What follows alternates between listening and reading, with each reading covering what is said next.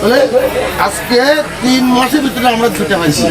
আমরা আরো সামনে আরো রেলপথ পাবো। আমরা নোমানের কাছে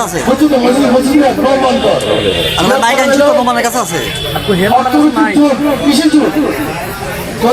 জানো আমাদের এই অঞ্চলের পুরো মানুষ আর সবাই কর্ম করে এবং এইখানে যারা ইসলাম হইব এখানে আমাদের লক্ষ্মীপুর মানুষের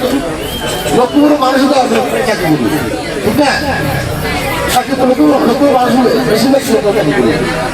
আমি অনুরোধ করবো আপনারা আগামীতে দলকে এগিয়ে নেওয়ার জন্য আরো আপনারা সহযোগিতা করতে হবে। আমাদের এই যে মানুষের আমাদের বড় কষ্ট খুব দুঃখ কি জন্য এই যে আমরা বলতে গেছি এই যে আমরা আগামী জাতি দিবেন না আমরা গতবার ভুল করলো আমরা এবার বিমানবন্দরে আমাদের আমরা দল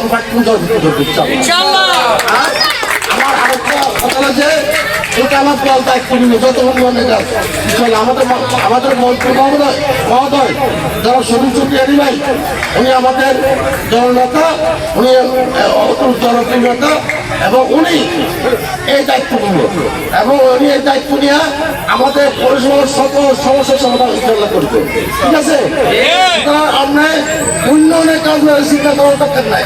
উন্নয়নের কাজ ইনশাল্লাহ হয়ে গেছে মনে করে আগামী 3 বছর মধ্যে দেখবেন 1 বছর দেখবেন অনেক কিছু লক্ষ্য হয়ে গেছে।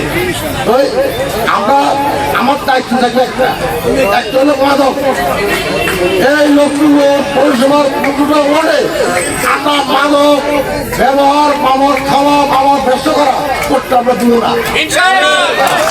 আমরা কিশোর গ্যাং যেন আপনার এই যে দাওয়ার এখানে সকাল থেকে এখানে কিশোর গ্যাং আছে অনেক কিশোর গ্যাং এই কিশোর গ্যাং আমরা করতে দেবো না।